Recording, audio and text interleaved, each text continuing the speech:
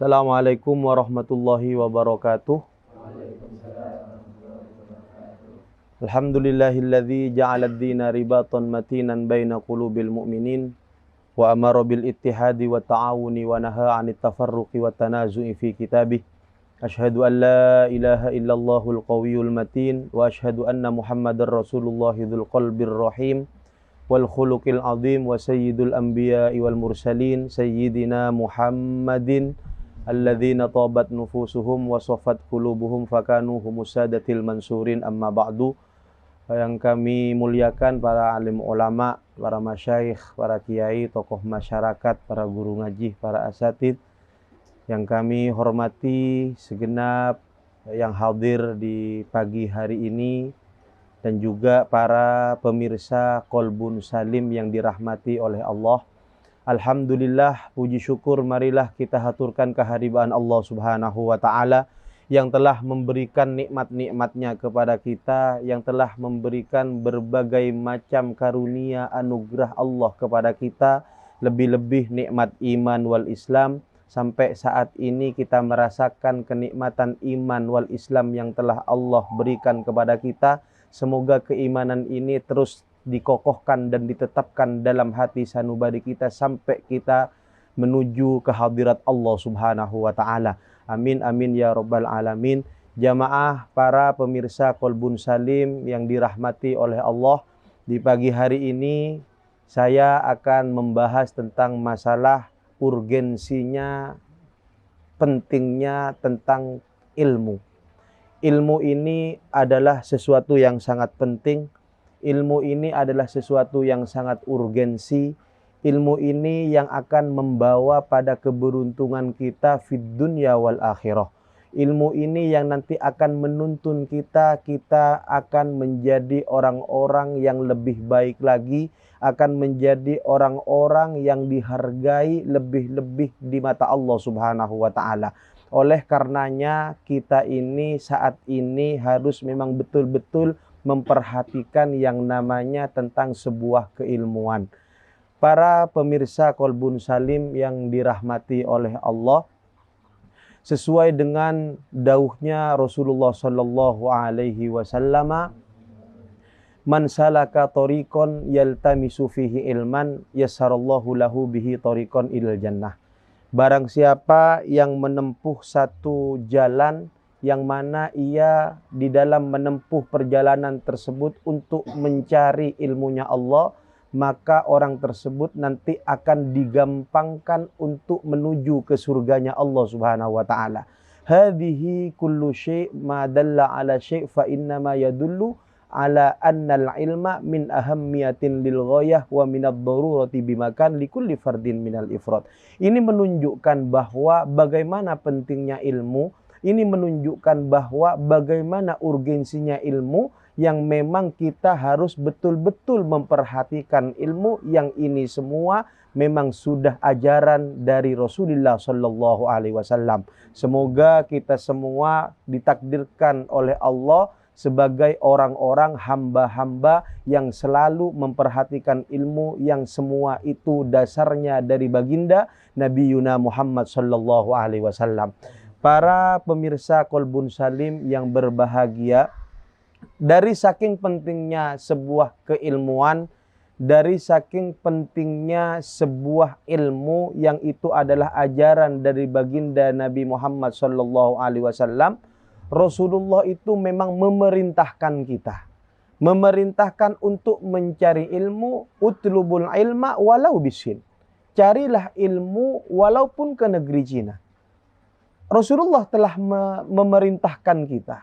Rasulullah telah menganjurkan kepada kita agar betul-betul kita mencari ilmu. Kenapa? Karena ilmu itu nanti yang akan membawa kita menuju kebahagiaan dan menuju keberuntungan. Bukan hanya keberuntungan yang ada di dunia, tapi sampai di akhiratnya Allah Subhanahu wa ta'ala. Oleh karenanya kita semua ini saat ini di pagi hari ini bisa hadir di acara Qalbun Salim ini adalah suatu anugerah dari Allah. Ini adalah suatu pemberian dari Allah Ini adalah suatu nikmat yang luar biasa yang memang Allah berikan kepada kita khususnya di siang hari ini. Kenapa? Karena Allah telah menakdirkan kita duduk di tempat ini, ada di tempat ini untuk mencari ilmunya Allah Subhanahu wa taala, untuk mendapatkan ilmunya Nabi Muhammad sallallahu alaihi wasallam. Semoga kita semua mendapatkan ilmu yang bermanfaat. Semoga kita semua mendapatkan ilmu yang barokah. Amin amin ya rabbal alamin. Ada satu kisah yang mana kisah ini juga menunjukkan betapa pentingnya keilmuan yang harus memang bersemayam dalam diri kita. Sesuai dengan yang disebutkan di dalam kitab Fawaidul Mukhtarah, dakhala rajulun al-qaryata wa yadhunnu ahluha annahu minal ulama. Ada salah satu orang yang mana orang ini masuk ke satu desa. Orang ini bukan orang desa tersebut, tapi orang ini orang jauh masuk ke satu desa. Ketika ada satu orang yang masuk ke desa tersebut, wa yadhunnu ahluha annahu minal ulama. Orang desa di tempat itu mengira bahwa orang yang datang itu adalah termasuk salah satu ulama, termasuk salah satu orang yang punya ilmu, sehingga dielu-elukan, dipuja-puja. Oh, orang ini adalah orang yang punya ilmu, orang ini adalah ulama, orang ini memang betul-betul dia itu mempunyai ilmu agama. Fa'amaruhu ayyughassilal mayyit. Kemudian orang-orang di desa tersebut, mereka itu memerintahkan orang tadi itu untuk membasuh, memandikan mayit. Karena pada waktu itu kebetulan ada orang yang meninggal. Ketika ada orang yang meninggal di situ, kebetulan ada orang yang meninggal, lalu ada orang yang datang ke desa tersebut dan orang desa itu mengira orang yang datang itu adalah ulama, sehingga orang tadi itu disuruh untuk memandikan mayit tadi. Wahai kiai, wahai ulama, saya minta tolong dimandikan orang ini karena kebetulan di desa kami ada satu orang yang meninggal dunia. Karena di desa kami ada orang yang sudah kembali kepada Allah. Tidak ada satupun orang yang bisa memandikan mayit tersebut kecuali engkau, karena aku meyakini bahwa engkau ini adalah termasuk salah satu ulama. Aku meyakini bahwa engkau ini adalah termasuk orang yang ahli agama. Engkau ini adalah orang yang punya ilmu. Jadi saya minta tolong agar engkau yang memandikan mayit tersebut. Padahal orang yang datang tadi itu tidak punya ilmu. Padahal orang yang datang tadi itu dia tidak punya ilmu agama, tidak punya dasar tentang sebuah keilmuan. Akhirnya wa kana la ya'rifu kaifiyata ghusl mayyit. Sedangkan orang yang disuruh tadi itu dia itu tidak tahu cara untuk memandikan mayit. Orang tadi itu tidak punya ilmu agama. Orang itu tidak punya dasar akan sebuah keilmuan. Tapi karena sebab orang desa tadi itu meyakini bahwa orang tersebut adalah orang yang punya ilmu, bagaimana ini? Sehingga orang tersebut mau tidak mau, ya sudah, katanya orang tadi, saya mandikan orang yang meninggal tadi itu. Falamma ghassalahu saqatul mayyit. Nah, akhirnya dimandikan si mayit tadi.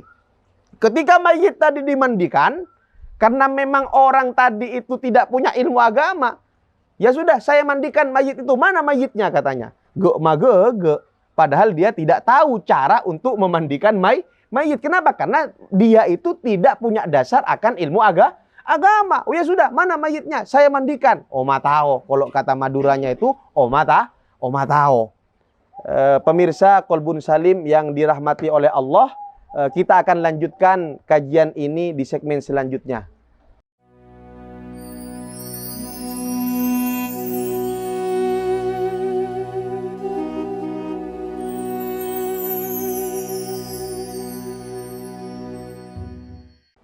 Jamaah pemirsa Kolbun Salim yang berbahagia, yang dirahmati oleh Allah Subhanahu wa taala, kami teruskan pembahasan yang barusan yang telah kami utarakan, yang telah kami jelaskan tadi.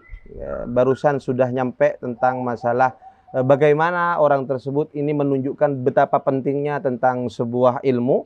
Kami teruskan. Wa kana la ya'rifu kaifiyata ghuslil mayyit. Jadi caretana gelak ketika ada orang yang datang ke satu desa yang mana orang tersebut memang tidak mempunyai ilmu, orang tersebut tidak punya dasar akan sebuah keilmuan, lalu ahli desa tersebut, orang desa tersebut mengira bahwa orang tersebut adalah orang yang punya ilmu. Akhirnya ngocak, saya orang-orang bisa gelak. Katipun apa ajunan Kak Dinto saya mandi mayit, karena ajunan Kak Dinto orang saya andi ilmu, ajunan Kak Dinto ulama, ajunan Kak Dinto ahli agama. Kak Dinto sobung saya bisa mandi mayit. Teti abdina Kak Dinto sarang cakancah sateja sarang masyarakat Kak Dinto anyona tolong panjenengan Kak Dinto saya mandi mayit Kak Dinto. Padahal orang seesoro itu adalah orang yang tidak punya ilmu. Orang yang disuruh tadi itu dia tidak punya ilmu, tidak punya dasar akan sebuah keilmuan. Lalu setelah itu orang gelek gek magege karena la yang kep abe na andi ilmu sehingga orang tersebut yusulah kemana mayit? Mana mayitnya? Mayit engkau saya mandi. Nah, saya yang memandikan mayit tersebut katanya. Pak tahu mayit ke nikah. Mayitnya dikasih tahu ke orang tersebut. Falamma ghussalahu sakotol mayit. Ketika orang tersebut memandikan mayit tadi yang meninggal dunia itu, sakotol mayit. Kemudian mayitnya itu orang yang meninggal itu yang mau dimandikan keker jatuh. Jatuh kemana? Wadakhala majrul ma. Jatuh dan masuk ke selokan pembuangan air. Arya pas repot. Pudah remar ya. Bagaimana ini? Katanya orang gelek jeria. Bagaimana ini? Mayit tadi ketika mau dimandikan, ternyata mayit itu jatuh ke selokan air. Bingung. Yang ke ulama gelek yang dianggap dia punya ilmu, yang dianggap dia tahu tentang ilmu agama, yang ke ulama bingung. Apa mak bingung? Kenapa bingung? Karena mayit yang mau dimandikan tadi jatuh ke selokan air. Wan nasu yantadhirunahu fil kharij. Sedangkan orang-orang waktu itu lagi menunggu orang tersebut yang memandikan mayit. Reng-oreng tek donte anang luar. Orang-orang menunggu di luar. Kemak kiai jera mata mandi mayit ya. Mana kiai itu kok belum selesai memandikan mayit tadi. Macam abid tuh. Saya biasa nasa kecil tak pakai abid mandi mayit. Tapi ketika itu abid saya mandi mayit. Bingung orang-orang saya berdeneng luar bingung. Orang-orang yang ada di luar bingung. Menunggu orang tersebut yang lagi dalam keadaan memandikan mayit. Sedangkan mayit tuh keker mah. Keker kah? Selokan. Bingung lah. Akhirnya walamma fatahul baba, maka tatkala pintu itu dibuka oleh orang-orang, qala lahum khaifan, dan ternyata ketika pintu itu dibuka, orang-orang itu tidak melihat mayit tadi. Jadi mayit saya mandi itu ada elang. Mayit yang dimandikan itu ternyata hilang. Mata elang aja dengan la mayit keker keselokan. Boh, tanya aki bi masyarakat. Kiai Kak Dimma mayit Kak Dinto. Kak Dimma orang saya pandi, orang saya artikel tunya saya pandi panjenengan Kak Dimma. Mana mayitnya Kiai? Engkau kan tadi memandikan mayit tersebut, tapi mayitnya kok udah ada ini. Si ulama tadi itu yang dianggap dia punya ilmu, yang dianggap dia ulama karena memang dia tidak tahu cara untuk membasuh mayit, cara untuk memandikan mayit, kebingungan, bingung. Aduh, udah remar ya. Cering mayit lah keker keselokan. Kenapa Kiai? Bagaimana ini Kiai? Mana mayitnya yang dimandikan oleh panjenengan? Kamu mayitnya nih kah? Panjenengan kan saya mandi. Kia gelak mayitnya nih kah beda? Makin mak sobung nih kah? Nah ini kah para rabu para taretan jamaah pemirsa Kolbun Salim yang berbahagia. Setelah itu lalu dia itu berkata kepada masyarakat, ada bu saya yang ke ulama gelak, ada bu orang yang dia dianggap punya ilmu agama, dia mengatakan mayyitukum hadza, mayit kalian ini yang saya mandikan, ini adalah termasuk waliyun minal aulia, termasuk walina Allah. Termasuk walina Allah. Nah, apa? Karena elang. Elang benih karena sebab apa? Elang karena geger keselokan. Pas ngocah saya kiai, saya ulama, saya yang kiai, saya yang ulama gila, mayyitukum hadza waliyun minal aulia Wahai orang-orang ahli desa ini, ketahuilah bahwa mayit kalian itu adalah termasuk walinya Allah. Mayit yang saya mandikan ini orang yang meninggal dunia, dan yang saya mandikan ini adalah termasuk orang-orang Allah, orang-orang soleh, walina Allah. Akhodahul malaikatu ilas sama. Malaikat ternyata mengambil mayit tadi, dan mayit tadi diangkat ke langit oleh malaikat. Congoco, cek torok mayit tebeni yang di mana? Ke langit, tapi mayit tebede keker kaselokan. Ini menunjukkan apa? Menunjukkan bahwa penting, ilmu itu penting. Ilmu itu adalah sesuatu yang sangat urgensi pada diri kita. Monsompamana abe bisa mandi mayit, berarti kita itu memang punya ilmu. Tapi monsompamana abe tak di ilmu, maka tak bisa. Kaifiatul mayit, cara untuk memandikan mayit seperti apa? Cara untuk mengkafani seperti apa? Bagaimana cara untuk mengkubur orang yang sudah meninggal dunia? Tidak akan pernah mungkin kita bisa. Apa? Karena abe tak di ilmu. Nah, ini adalah sebuah pelajaran bagi kita pemirsa Kolbun Salim, bahwa ilmu itu adalah penting. Jadi kita memang harus betul-betul memperhatikan ilmu, dan kita itu harus betul-betul mengarahkan anak didik kita, anak-anak kita, putra-putra kita agar mempunyai ilmu, sehingga anak-anak kita menjadi anak-anak yang barokah, menjadi anak-anak yang beruntung dan selamat fid dunya wal akhirah. Para pemirsa Kolbun Salim yang berbahagia, di antara pentingnya ilmu yang memang itu adalah salah satu yang betul-betul harus kita perhatikan, kita juga tidak kalah penting untuk memperhatikan yang namanya akhlak. Akhlak itu sangat penting. Ilmu itu memang harus didasari dengan sebuah akhlak. Kalau seumpamanya kita hanya punya ilmu tapi tidak punya akhlak, maka ilmu itu nanti didasari dengan tidak baiknya akhlak. Tapi kalau seumpamanya kita punya akhlak yang baik, punya adab yang baik, punya budi pekerti yang baik, maka ilmu yang kita dapati itu pastinya akan disertai dengan akhlak yang baik, akan disertai dengan adab yang baik, akan disertai dengan budi pekerti yang baik pula. Kenapa? Karena ilmu dan akhlak itu adalah juz'un lam yatajazza, sesuatu yang tidak bisa dipisahkan. Jadi akhlak dan ilmu itu adalah sama-sama pentingnya. Makanya Sayyid Muhammad bin Alawi al-Maliki, Sayyid Muhammad bin Abbas bin Ali bin Abbas al-Maliki, beliau itu adhebu, bagaimana dauhnya beliau? La tata'allamal ilma qabla an tata'allamal adab. Janganlah engkau belajar tentang sebuah keilmuan kalau engkau masih belum yang belajar yang namanya adab, yang namanya akhlak. Jadi adab juga sangat penting. Kalau akhlak kita baik, adab kita baik, budi pekerti kita baik, ilmu yang kita miliki, ilmu yang ada dalam diri kita pasti akan disertai dan didasari dengan akhlak yang baik. Para jamaah pemirsa Kolbun Salim yang berbahagia, semoga kita semua diberi keilmuan oleh Allah, ilmu yang didasari dengan akhlak, ilmu yang didasari dengan budi pekerti yang baik, sehingga ilmu dan akhlak itu nantinya yang akan menuntun kita untuk mendapatkan keberuntungan, bukan hanya keberuntungan di dunia, sampai di akhiratnya Allah Subhanahu wa ta'ala. Pemirsa Kolbun Salim yang dirahmati oleh Allah, kita akan lanjutkan kajian ini di segmen selanjutnya.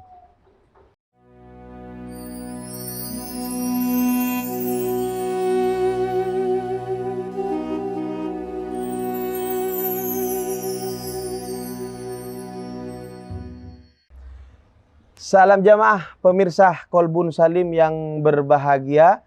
Mari kita lanjutkan kajian di siang hari ini.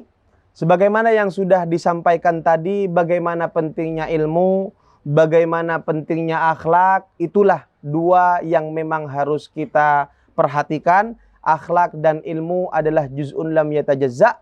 Akhlak dan ilmu adalah sesuatu yang memang tidak mungkin kita bisa memisahkan dua tersebut, karena akhlak dan ilmu itu nanti yang akan mengantarkan kita mendapatkan kebahagiaan bukan hanya di dunia fid dini wad dunya wal akhirah. Semoga kita diberi rezeki oleh Allah berupa ilmu dan akhlak yang baik. Amin amin ya rabbal alamin. Ada juga yang memang harus kita perhatikan. Ketika kita mempunyai ilmu, ketika kita sudah mempunyai akhlak, maka kita juga harus memperhatikan satu. Apa itu? Jangan pernah diri kita merasa lebih baik daripada orang lain. Jangan pernah kita merasa lebih bagus daripada orang. Jangan pernah kita merasa diri ini lebih mapan etembang orang. Cara masa aba lebih bagus etembang orang. Cara masa aba lebih mapan etembang orang. Cara masa aba lebih paratu etembang orang. Karena tak epangki ajunan epon Allah Subhanahu wa taala. Bisa jadi orang yang dianggap kita hina, bisa jadi orang yang dianggap kita rendah, bisa jadi orang yang dianggap orang tersebut tidak baik dan kita lebih baik daripada dia. Justru orang tersebut itu adalah orang yang diangkat derajatnya oleh Allah dan makomnya lebih tinggi daripada kita. Jadi kita harus betul-betul juga memperhatikan yang ketiga. Apa itu? Jangan pernah merasa diri kita lebih baik daripada orang lain. Justru kita harus menekankan bahwa orang lain yang lebih baik daripada kita. Orang lain yang lebih bagus etembang abe. Orang lain sependi mapan etembang abe. Orang lain lebih bener etembang abe. Ini yang harus kita tekankan dan ini yang harus ada dalam diri kita. Mon abe terus salamet tah benikun perak salamet etunya. Tapi salamet paki nang akhirat. Melana diri kak dinto, kita jangan pernah merasa abe aromasa lebih bener, lebih mapan, lebih bagus etembang orang sehingga kita merendahkan dan menghina orang lain, karena belum tentu orang yang kita rendahkan itu adalah orang yang lebih rendah daripada kita. Justru orang yang kita rendahkan dan orang yang kita hinakan, justru orang tersebut adalah orang yang makomnya mahmudah, makomnya tinggi di sisi Allah Subhanahu wa taala. Ada satu kisah yang mana kisah ini adalah mungkin bisa membuat kita lebih semangat lagi. Yang mana kisah ini juga mungkin membuat kita bertambah tawadu, bertambah rendah hati di sisi Allah. Mungkin juga kisah ini juga bisa menambah kepada kita agar kita itu berhati-hati dan tidak merendahkan orang lain. Agar kita tidak menghina orang lain. Agar kita tidak merasa diri kita lebih baik daripada orang lain. Bagaimana kisahnya? Ada satu orang yang mana orang tersebut ini adalah orang yang setiap saatnya dia itu selalu berbuat maksiat kepada Allah. Setiap saatnya orang tersebut lupa kepada Allah. Setiap saatnya orang tersebut tidak pernah ingat kepada Allah. Justru abena selalu ngalakoni maksiat, bahkan kalakuanna setiap saatnya, setiap harinya rampok. Dia selalu merampok hak-hak orang lain. Itu yang dia kerjakan. Itu yang dia lakukan, bukan kalakuan-kalakuan sebener. Benih kalakuan-kalakuan seiridei sarang Allah. Justru kalakuan seta eridei sarang Allah Subhanahu wa taala. Kalakuan seta ekasokani sarang Allah Subhanahu wa taala. Apa? Karena setiap harinya dia itu pekerjaannya merampok. Tapi anehnya pemirsa Kolbun Salim yang berbahagia, meskipun kerjaan dia tidak baik, meskipun kerjaan dia adalah pekerjaan yang memang tidak diridhoi oleh Allah, tapi orang tersebut tidak pernah lepas dengan Allah. Tapi orang tersebut tidak pernah dia itu locot de Gusti Allah. Tak pernah lepas, selalu akai, selalu acangke de Gusti Allah. Selalu dia itu tetap mempunyai hubungan baik dengan Allah. Andi ikatan dek Allah, selalu engak dek Allah. Sanajan meskipun apa yang dia lakukan adalah perilaku-perilaku, kalakuan-kalakuan, pekerjaan-pekerjaan yang tidak disenangi oleh Allah Subhanahu wa taala. Singkat cerita, orang tadi itu merampok salah satu rombongan orang lain. Ketika selesai dirampok, barang-barangnya diambil semua, emas-emasnya diambil semua. Semua apa yang dimiliki oleh orang yang dirampok itu kalak kabeh. Kalambina kalak, pesena kalak, emas kalak. Lalu sebagian salah satu anak buahnya ternyata dia itu menawarkan kopi kepada si ketua perampok tadi. Bos, celok bi ketua perampok kaya. Ketua perampok celok. Bos, apa? Ngopi kade jana. Ayo minum kopi katanya. Ketika minum kopi, ketika ditawari untuk minum kopi, lalu bos perampok ini mengatakan, engkau setia dalam keadaan puasa. Nah ini. Saya sekarang dalam keadaan berpuasa. Saya sekarang dalam keadaan berpuasa. Detik engkau tak bisa minum kopi.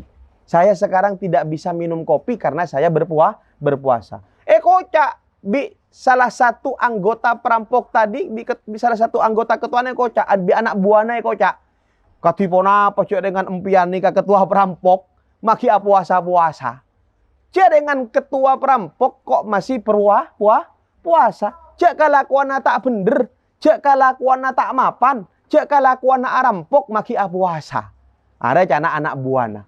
Lalu si ketua perampok tadi bilang, iya cetan, engkau ria kelakuan tak bener, kelakuan engkau tak mapan, kelakuan engkau secet lakar, kelakuan saya tak eridai sareng Allah. Tapi meskipun pekerjaan saya adalah pekerjaan yang tidak baik, meskipun pekerjaan saya adalah pekerjaan yang mungkin itu adalah pekerjaan yang tidak disukai oleh Allah, tapi saya tidak pernah lepas dengan Allah. Saya selalu ingat dengan Allah. Apa yang Allah perintahkan selalu saya lakukan. Singkat cerita, orang tersebut ternyata ongke ke Mekah Madinah. Entar kah Mekah. Ketika entar ke Mekah, ketika ada di Mekah, ternyata ketua perampok tadi itu bertemu dengan salah satu orang yang pernah dirampok. Paham dong? Paham dong? Ternyata si ketua perampok tadi entar ke Mekah. Ketika di Mekah, ketika di Masjidil Haram, ketika ada di sekitar Ka'bah, ternyata ketemu di salah satu orang saya pernah rampok. Pas ngocak saya pernah rampok. Aruakan ketua rampok saya pernah rampok tang harta. Itu kan ketua rampok yang merampok saya. Barang-barang saya diambil oleh dia. Emas saya diambil oleh dia. Uang saya semuanya diambil oleh dia. Mak bisa orang saya tak bener. Mak bisa orang secet lakar kelakuan tak mapan. Orang secet lakar jauh ke Allah. Mak bisa depak ke Mekah bin Madinah. Akhirnya ditanya. Ya fulan bin fulan. Anggaplah nyaman bin siapa? Jelah bin ibu nelaya. Anggaplah nyaman Ali misalnya. Ali. Benar nyaman Ali kan? Engki. Saumpama ya. Saumpama. Engki. Empian kan si arompok kau dalam mbak. Kamu yang merampok saya dulu. Kamu yang mengambil harta saya. Kamu yang mengambil barang-barang saya. Kamu yang mengambil apa yang ada dalam diri saya. Emas saya semuanya kamu yang ambil dulu. Ngocak saya ketua rampok kah. Enggak orang jida. Maki enggak. Akhirnya perampok tadi bilang, iya memang saya. Katanya. Terus tanya Aki balik. Mak bisa. Cek kelakuan abang tak bener. Pekerjaan kamu adalah pekerjaan yang tidak baik. Tapi kenapa kamu itu bisa nyampe ke Mekah? Pekerjaan kamu adalah pekerjaan yang tidak baik. Tapi mak bisa. Kamu itu benar ya depak kata nasoceh. Apa yang membuat kamu mendapatkan hidayah dari Allah? Apa yang membuat kamu mendapatkan pertolongan, ma'unah dari Allah subhanahu wa ta'ala? Lalu si ketua rampok tadi mengatakan, iya memang pekerjaan saya tidak baik. Pekerjaan saya memang pekerjaan yang tidak diridhai oleh Allah. Tapi meskipun pekerjaan saya tidak baik, saya tidak pernah lepas dengan Allah. Saya tidak pernah diri saya ini locot dengan Allah subhanahu wa ta'ala. Saya selalu ingat kepada Allah subhanahu wa ta'ala. Pemirsa Kolbun Salim yang berbahagia, mungkin kita lanjutkan kajian ini di segmen selanjutnya.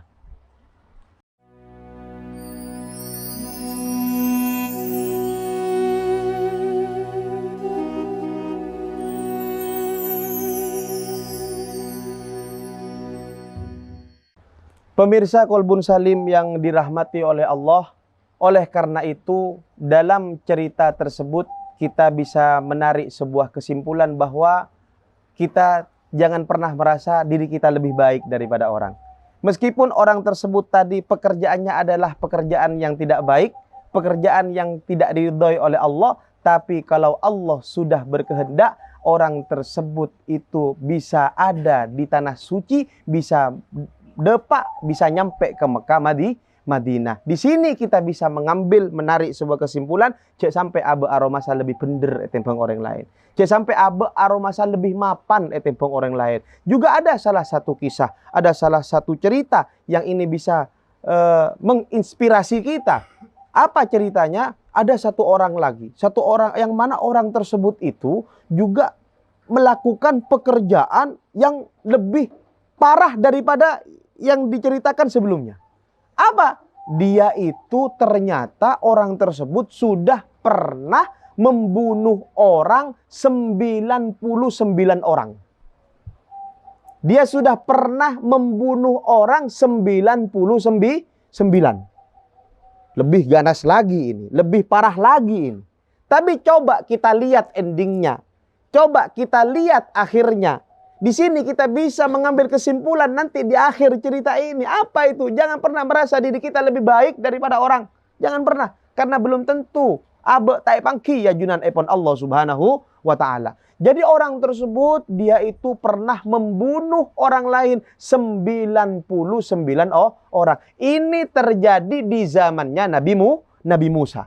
Terjadi di zamannya Nabi Musa. Lalu orang tersebut ketika dia sudah pernah membunuh orang sebanyak 99 orang, ternyata orang tersebut dia bertaubat kepada Allah subhanahu wa ta'ala. Orang tersebut memohon ampun kepada Allah subhanahu wa ta'ala atas pekerjaan-pekerjaan yang pernah ia kerjakan. Atas kelakuan-kelakuan saya pernah elakoni. Abekna menyesal, abekna bertaubat kepada Allah subhanahu wa ta'ala. Bitaubatin nasuha, dengan taubat sebenar-benarnya. Dia nangis, abekna mular ke Allah karena menyesali atas perbuatan-perbuatan yang pernah ia lakukan. Lalu orang tersebut ternyata di suatu waktu berjalan. Ketika berjalan di satu lorong, bertemu dengan salah satu orang yang mungkin orang tersebut adalah salah satu ustadz. Ketika bertemu dengan salah satu ustadz, si orang tersebut bertanya, "Wahai ustadz, saya ini sudah membunuh orang sebanyak 99 orang. Saya ini sudah membunuh orang sebanyak itu, bukan hanya 1 orang, 2 orang yang saya bunuh, tapi 99 orang yang sudah pernah saya bunuh. Pekerjaan saya pekerjaan yang dihinakan oleh Allah. Pekerjaan saya pekerjaan yang tidak baik, tapi saya saat ini sudah bertaubat kepada Allah. Saat ini saya sudah menyesali atas perbuatan saya. Saya mau bertanya kepadamu, wahai Ustadz, apakah taubat saya diterima oleh Allah?" Lalu si Ustadz tadi itu bilang, makanya kita ini sebenarnya kalau kalian-kalian, kalau jamaah pemirsa mungkin ada salah satu jamaah pemirsa Kolbun Salim yang memang dia itu sudah ditokohkan di masyarakat, jangan terlalu keras. Lalu apa kata Ustadz tadi? Si Ustadz bilang, taubatmu gak akan diterima oleh Allah. Taubatmu tidak akan diterima oleh Allah. Kenapa? Karena dosamu sangat besar. Bukan hanya 1 orang yang kau bunuh, tapi yang kau bunuh itu 99 orang. Pas ngosok seorang gila, marah dia. Ketika ngosok, norok epate egi ya Ustaz, langsung pate pas kena 100. Sepate kena 100. Benikun perak sang puluh sanga 100 orang kena bi Ustaz ta epate egi ya. Norok mate egi ya Ustaz ta. Allahumma shalli ala Muhammad. Allahumma shalli ala Muhammad. Jadi yang dibunuh oleh orang tersebut itu bukan hanya 90, kena 100 gedep pas. Mangkana aber ya mun saumpama terong mau mengingatkan orang, terong ngenga anak orang kalaben secara lembu, kalaben cara sebagus, cek sampai abe mengecapan orang, cek sampai abe menganggap orang tersebut itu adalah orang yang hina sehingga tobat tak terima. Karena pada tak emang kiajunan pun Allah. Lalu ketika Ustaz tadi mengatakan taubatmu tidak akan diterima oleh Allah, tobat tak terima, apa? Karena kamu ini sudah melakukan pekerjaan yang sangat dimurkai oleh Allah, yang sangat dibenci oleh Allah. Yang dibunuh kamu itu bukan hanya 1 orang, tapi 99 orang. Ada pas norok tebus kia bi orang preman gila, bi orang si tak bener gila, saengkeuna seepate benikun perak sangang polo sanga, tapi seepate 100 orang. Sudah. Singkat cerita, ketika orang tersebut tidak lama dari itu meninggal dunia.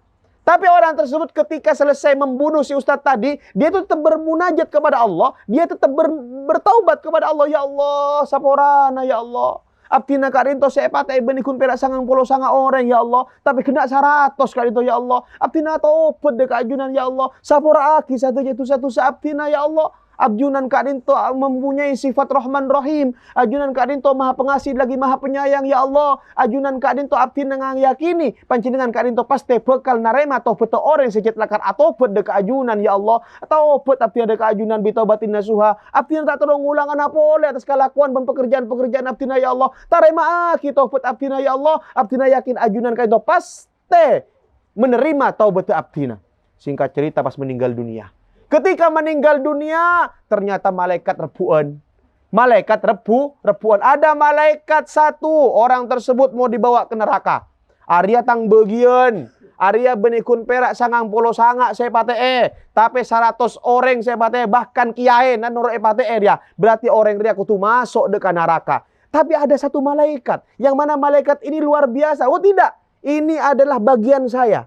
Orang ini sudah bertaubat kepada Allah. Orang ini sudah dia betul-betul anyon pangapora dekat Allah. Jadi taubat dia itu karena sebab dia bertaubat kepada Allah, maka orang tersebut itu berhak untuk masuk ke surganya Allah karena sebab taubat dia sudah diterima oleh Allah. Skonteng sentak, saya setong asentak orang jirai kiba ke neraka, saya setong malaikat asentak orang jirai kiba ke suarga. Saling genteng sentak, saling tarik menarik, lalu kasus orang tersebut ya toraki dekat Allah Subhanahu wa taala. Ya Allah, bagaimana kasus orang tadi? Apa? Orang kadinto ya Allah 100 orang ampun saya bate, maka orang kenika berhak masuk ke neraka. Tapi ada malaikat satu, tidak ya Allah, orang ini meskipun sudah dosanya besar kepadamu, tapi orang tersebut ini sudah bertaubat kepadamu ya Allah, maka saya yakin karena engkau mempunyai sifat Rahman Rahim, karena engkau mempunyai sifat maha pengasih lagi maha penyayang, engkau ini pasti akan menerima taubat ini ya Allah. Coba apa jawaban Allah Subhanahu wa taala?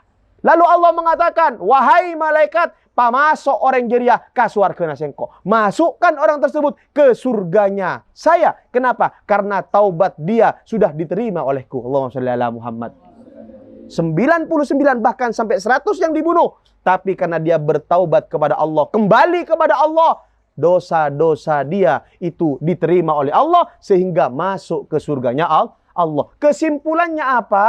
Pemirsa Kolbun Salim yang berbahagia, jangan pernah merasa diri kita lebih baik daripada orang. Meskipun orang lain mungkin pekerjaannya tidak baik. Saya ingat pesan guru saya ketika saya mondok di Darul Lughah wa Dakwah Bangil. Guru saya itu berpesan, wahai anak-anakku, kalau misalnya engkau bertemu dengan seseorang yang mana orang tersebut pemabuk, yang mana orang tersebut bertato, yang mana orang tersebut mungkin dia itu adalah ahli pezina sekalipun, jangan pernah kamu merasa dirimu lebih baik daripada orang tersebut, tapi kamu justru menekankan dalam dirimu, kamu yang lebih hina daripada orang tersebut, kamu yang lebih rendah daripada orang tersebut. Artinya apa? Tak epangki yajunan epon Allah Subhanahu wa taala. Ahli maksiat mungkin dia itu sewaktu-waktu kembali dan bertaubat kepada Allah Subhanahu wa ta'ala. Karena sebesar apapun dosa kita, seluas apapun dosa kita, masih ada yang lebih besar, masih ada yang lebih luas. Apa itu? Rahmatnya Allah Subhanahu wa ta'ala. Seluas apapun dosa kita, ada yang lebih luas. Rahmatnya Allah Subhanahu wa ta'ala itu melebihi luas dosa kita. Jadi kita jangan khawatir, la tai'asu min rauhillah. Jangan kita itu putus asa terhadap rahmat Allah, jangan kita putus asa terhadap kasih sayang Allah, dan jangan kita putus asa bahwa Allah Maha Pengampun lagi Maha Penyayang. Pemirsa Kolbun Salim, tak terasa waktu sudah begitu cepat. Kita sudahi kajian ini, sampai berjumpa di episode Kolbun Salim selanjutnya. Wabillahi taufiq wal hidayah. Assalamualaikum warahmatullahi wabarakatuh.